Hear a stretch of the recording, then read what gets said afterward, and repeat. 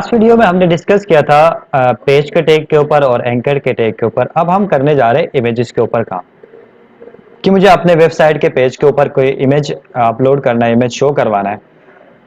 इस इमेज के एट्रीब्यूट्स वगैरह क्या होती है उन सब के ऊपर डिपेंड करेंगे। फॉर एग्जांपल उससे पहले सबसे पहले आपको क्या होगा, उससे पहले हमने सबसे पहले एक फाइल बनाया था अपने डायरेक्टरी के वेबसाइट के अंदर, फर्स्ट HTML फाइल के नाम से। उसके बाद हमने लिंक के नाम से एक HTML का फाइल बनाया, और अब हम बना रहे इमेजेस के नाम से एक HTML फाइल। ये इमेजेस के नाम से मैंने HTML फाइल बनाया, इसको मैंने सबलाइन के ऊपर ओपन किया। अब उसके बाद यहाँ पर क्योंकि हम इमेजेस के ऊपर काम करने जा रहे हैं तो आपके डायरेक्टरी के अंदर इमेजेस का होना जरूरी है जब आप रिलेटिव पाथ यूज करेंगे। तो दो इमेजेस मेरे पास इस वक्त मौजूद हैं, इनमें से कोई एक इमेज मुझे अपने वेबसाइट के ऊपर शो कराना है। फॉर एग्जांपल ये वाली इमेज मुझे शो कराना है, तो मुझे इस फाइल का, इस इमेज का एक्सटेंशन पता होना चाहिए कौन सा है, यानी PNG है, JPG है, जिफ है, SVG है। तो इसका एक्सटेंशन मुझे मालूम होना चाहिए। फॉर एग्जांपल यहाँ पर लिखा हुआ है JPG का फाइल है और ये वाला PNG फाइल है। तो यहाँ पर मुझे इमेज को शो करवाने के लिए अपने वेबसाइट पे एक टैग यूज करेंगे हम लोग, उसका नाम है IMG। मैंने इमेज का टैग यूज किया। अब जैसी इमेज का टैग यूज करेंगे, जैसे हमने एंकर का टैग यूज किया था यहाँ पर, और यहाँ पर हमने कुछ एट्रीब्यूट्स लगाए थे, वैसे ही इमेज के टैग के अंदर भी कुछ एट्रीब्यूट्स होते हैं। उनमें सबसे मेन एट्रीब्यूट होता है SRC, यानी सोर्स। इमेज का सोर्स क्या है, कहां से आएगा इमेज, वेबसाइट से आएगा, आपके डायरेक्टरी में पड़ा हुआ है। तो इस वक्त हम क्योंकि रिलेटिव पाथ यूज कर रहे हैं, हमारे डायरेक्टरी के अंदर कुछ इमेजेस पड़े हुए हैं, ये वाले इमेज, तो इस इमेज को मैं यूज करना चाह रहा हूं। तो मुझे क्या करना पड़ेगा, यहाँ पर SRC लिखना पड़ेगा, यहाँ पर उस इमेज का नाम डॉट करके उस इमेज का एक्सटेंशन भी साथ लिखना हो। क्लियर है? इमेज का नाम लिखा मैंने और उस इमेज का एक्सटेंशन भी मैंने यहाँ पर लिख दिया। अब इसको मैं सेव करूंगा। सेव करने के बाद अपने डायरेक्टरी में जाके इसको मैं रन करता हूँ। जैसे ही मैं इसको रन करूंगा तो जो इमेज मेरे पास मेरे डायरेक्टरी में मौजूद था वो यहाँ पर ओपन होगा। तो इस तरह आप इमेज के टैग को यहाँ पर यूज कर सकते हैं।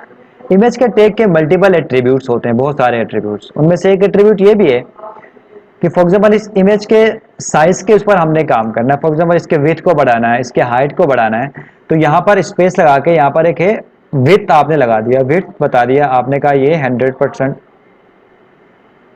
100 पिक्सल होना चाहिए, और आपने कहा उसका हाइट आपने चेंज कर दिया, आपने कहा ये हाइट इसकी 150 होनी चाहिए। तो यहाँ पर इसकी विड्थ और हाइट चेंज हो जाएगी। सेव करेंगे इसको, यहाँ पर आके रिफ्रेश करेंगे तो आप देखेंगे इसकी विड्थ और हाइट यहाँ पर चेंज हो। तो ये एट्रीब्यूट्स आप डायरेक्टली यहाँ पर यूज कर सकते हैं। अब फॉर एग्जांपल कभी कभी क्या होता है कि आपने यहाँ पर इमेज के स्पेलिंग मिस्टेक कर दिया, तो क्या होगा, देखो मैं इसको स्पेलिंग मिस्टेक की सेव किया और यहाँ पर जाके इसको रिफ्रेश कर दिया, तो क्या हो रहा है, यहाँ पर एक अजीब सा आइकन आ रहा होता है। इस आइडिया तो हो रहा होता है कि यहाँ पर कोई इमेज है लेकिन नजर नहीं आ रहा है। तो उसके लिए एक एट्रीब्यूट हम यूज करते हैं, एट्रीब्यूट यूज करते हैं ALT का। ALT का मतलब होता है अल्टरनेट। जब ये इमेज नहीं होगा, फॉर एग्जांपल या आपके डायरेक्टरी से डिलीट हो गया या किसी तरह करप्ट फाइल हो गया, तो उस वक्त क्या होगा, तो उस वक्त आप लिखने यहाँ पर आप उस वक्त कहने जा रहे हैं कि आप अपने यूजर्स को, आप अपने जो विजिटर्स हैं उनको बता सकते हैं यहाँ पर कोई इमेज था वो चेंज हो गया। आपने कहा फॉर एग्जांपल लोगो इमेज, आपने कहा यहाँ पर लोगो का इमेज था लेकिन अब नजर नहीं आ रहा है, मैंने अल्टरनेट लिख दिया, और इसको अल्टरनेट लिखने के बाद इसको यहाँ पर रिफ्रेश कर देता हूँ, तो देखें यहाँ पर लगा नजर आ रहा है लोगो इमेज। तो इसका मतलब यहाँ पर लोगो इमेज है। अब यहाँ पर जाके मैं अब इमेज की स्पेलिंग को सही कर देता हूँ अपने पास, मैंने ये लिख दिया, इमेज की स्पेलिंग सही कर दिया। अब जाके यहाँ पर रिफ्रेश करूंगा तो वो लोगो इमेज कभी भी नजर नहीं आएगा क्योंकि वो अल्टरनेट टेक्स्ट है। क्लियर है? तो इस तरह आप ये चेंजेस कर सकते हैं यहाँ पर। सो ये सारे इमेज टैग के एट्रीब्यूट्स हैं। यहाँ पर एक कुछ एट्रीब्यूट्स और हैं। फॉर एग्जांपल मैं यहाँ पर लिख देता हूँ बॉर्डर, और यहाँ पर लिख देता हूँ 2 पिक्सल सॉलिड। तो यहाँ पर क्या होगा कि आपके इमेज के बॉर्डर्स लगा देगा ये। कैसे, इसको सर्च करेंगे, देखेंगे इसके इमेज का आपने बॉर्डर्स लगा दिए। यहाँ पर साइज आप थोड़ा सा बढ़ा देंगे तो आपको थोड़ा सा ज्यादा आइडिया हो जाएगा कि साइज किस तरह का यहाँ पर नजर आ रहा है। बॉर्डर्स यहाँ पर इसके बॉर्डर्स नजर आ रहे हैं। क्लियर है? उसके बाद यहां पर एक और चीज देखने जा रहे हैं हम लोग कि जो हमने एंकर टैग यूज किया था, उस एंकर टैग में क्या करते थे, हम किसी टेक्स्ट के ऊपर क्लिक करते थे तो वो डिजायर वेबसाइट या डिजायर पाथ ओपन हो जाता था। अब यहां पर मैं ये करने जा रहा हूं कि जब भी मैं किसी इमेज के ऊपर क्लिक करूं तो मुझे क्या होना चाहिए कि मुझे गूगल ओपन करना है। फॉर एग्जांपल मुझे गूगल का वेबसाइट है, उस गूगल के इमेज के ऊपर क्लिक करूंगा तो गूगल का साइट ओपन हो जाए। सो उसके लिए क्या करेंगे, हमारे पास सबसे पहले गूगल का इमेज होना चाहिए हमारे पास। क्लियर है? ये मेरे पास, मैं अपने पास अपने डायरेक्टरी के अंदर गूगल का इमेज लेकर आया हूं डाउनलोड करके, तो आपको वो नजर आएगा यहाँ पे गूगल है और ये पीएनजी की फाइल। अब मैं यहाँ पे करने क्या जा रहा हूँ कि जब भी गूगल के इमेज के ऊपर, फॉर एग्जांपल यहाँ पे मैं एक इमेज लगा देता हूँ और इसका सोर्स मैंने लिख दिया google.png। तो यहाँ पर देखेंगे आप, यहाँ पर मैंने एक br का टैग लगाया ताकि क्या हो कि दोनों इमेजेस सेकंड लाइन में आ जाए। रिफ्रेश करूंगा यहाँ पर तो देखें यहाँ पर गूगल का जो वो है इमेज यहाँ पर आ गया, बहुत बड़ी इमेज है। अब इसको यहाँ पर आप विथ हाइट देके इसको कंट्रोल कर सकते हैं। फॉर एग्जांपल मैंने इसका विथ दे दिया 100%, 100, और इसकी हाइट मैंने यहाँ पर दे दी 150। सही है? तो यहाँ पर आपको नजर आएगा, यहाँ पर रिफ्रेश करूंगा तो यहाँ पर गूगल यहाँ पर लिखा हुआ नजर आ गया।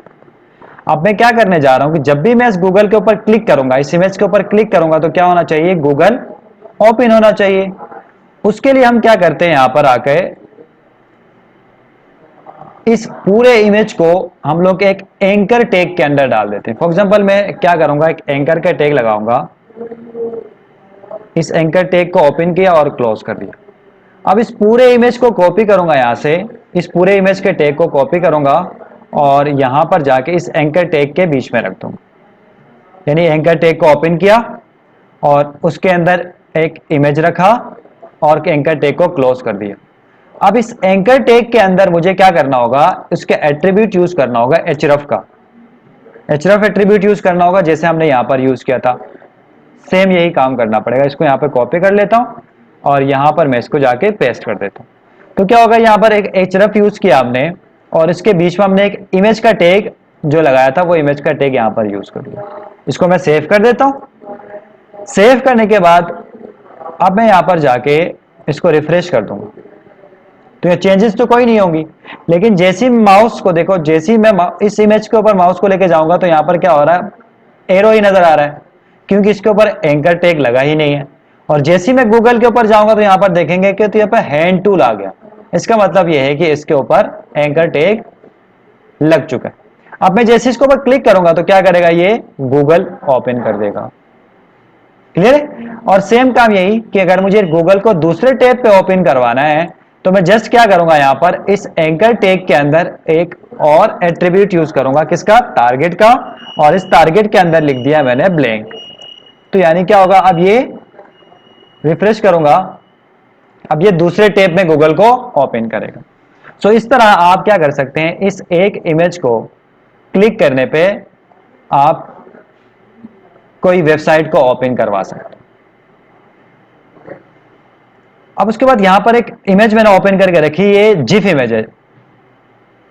सही है? अब इस इमेज को मैंने अपने वेबसाइट के ऊपर शो करवाना है तो उसका तरीकाकार ये है कि एक तरीका तो ये है कि मैं इसको डाउनलोड करूं और अपने डायरेक्टरी में लेके जाऊं।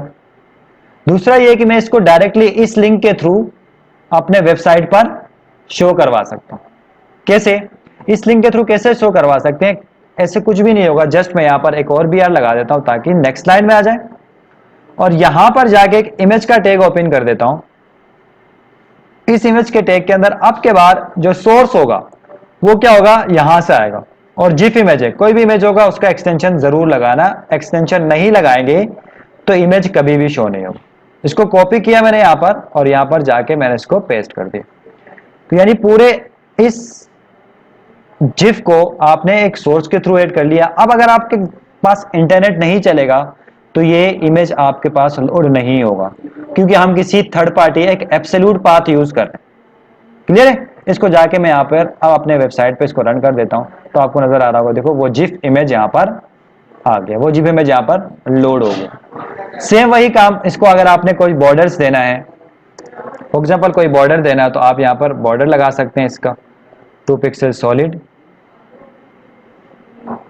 सही है, सॉलिड रेड।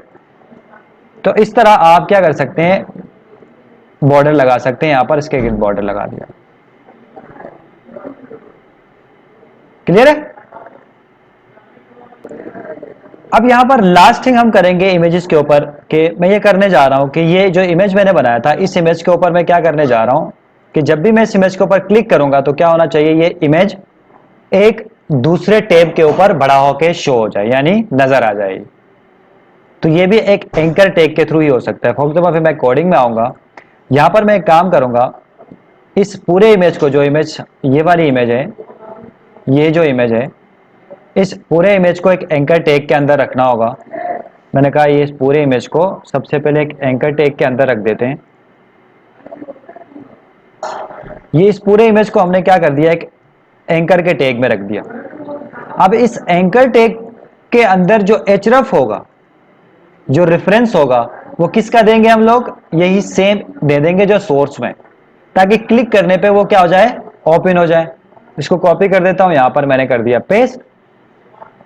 उसके बाद क्या करेंगे, अब क्योंकि हमने दूसरे टैब पे ओपन करवाना है तो हमने सिंपल यहां पर एक काम करना पड़ेगा, यहां पर हमें लिखना होगा टारगेट, और यहां पर इस टारगेट के अंदर हमें लिखना होगा ब्लैंक। तो ये क्या होगा, दूसरे टैब के ऊपर ये विंडो जो इमेज का ही है वो बड़ी होकर नजर आता है। क्लियर है? तो मैं क्या करूंगा, यहां पर जाऊंगा, ब्राउजर के ऊपर रिफ्रेश करूंगा, तो आपके बाद देखेंगे इस इमेज के ऊपर अपने माउस को लेकर जाऊंगा तो यहां पर हैंड टूल आ रहा है। मैं जैसे इसके ऊपर क्लिक करूंगा तो क्या होगा, एक दूसरे टैब के ऊपर ये पूरा यहां पर आपको बड़ा होके नजर आ जाए। तो इस तरह आप क्या कर सकते हैं, ये काम भी कर सकते हैं। इस वीडियो को यहां पर एंड कर देते हैं। नेक्स्ट वीडियो में हम डिस्कस करेंगे टेबल्स के ऊपर और आपके लिस्ट वगैरह के ऊपर डिस्कस करेंगे।